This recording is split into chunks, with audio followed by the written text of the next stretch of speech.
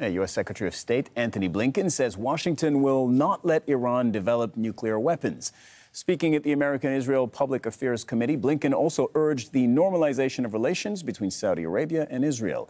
He made those comments just hours before leaving for talks in Riyadh, Saudi Arabia. The United States has a real national security interest in promoting normalization between Israel and Saudi Arabia.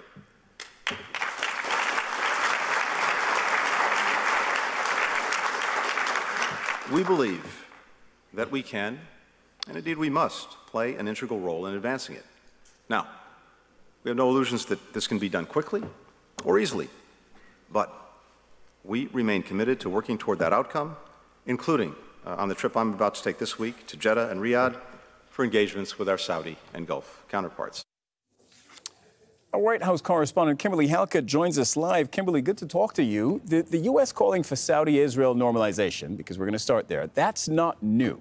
However, the context in which Blinken is saying that is new. The Middle East is changing very rapidly right now, and Blinken is headed there tomorrow. So how should we interpret this from the U.S. Secretary of State then?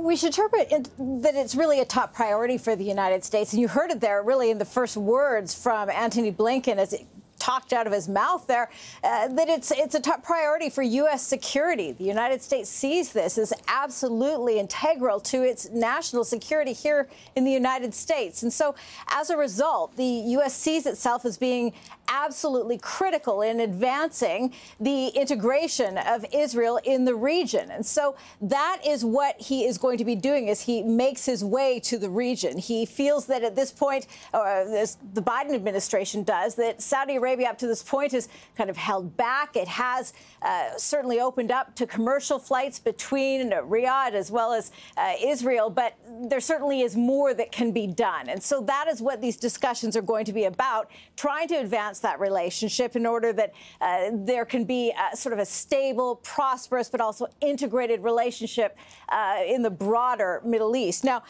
the biggest obstacle you also heard there, the United States believes, is Iran and its aspirations for acquiring a nuclear weapon. And the U.S. has underscored once again that that is a no-go to the United States. The Biden administration once again reiterating that all options will be on the table to, if Iran chooses to ignore diplomacy, to make sure that it does not acquire a nuclear weapon. Tell us a little bit more about Blinken's visit to the Gulf. He's going to be in Saudi Arabia, which at the moment is the big driver of change in the Middle East. What can you tell us about that? Well, what I can tell you is that this is really something that has been incremental. So the Abraham Accords, which some people may be familiar with, others may not, it's something that is being built upon. It started in the previous Trump administration, really was an economic idea to expand prosperity and to integrate Israel with the broader Arab Middle East. And this is something that is being expanded upon under the Biden administration. And so there's a parallel effort that's also taking place in order to accomplish this in the U.S. Congress. So this is the Biden administration acting upon this sort of phase two, if you will. But to that end, what we also know is that it's not going to be quick. It's going to take a lot of engagement, a lot of conversation. That's what's happening with the Secretary of State right now. But there's another point we should quickly mention in all of this, is that the Secretary of State Antony Blinken says, don't mistake this for the other big task at hand, and that is making sure that there's peace in the Middle East when it comes to between the Israelis and the Palestinians.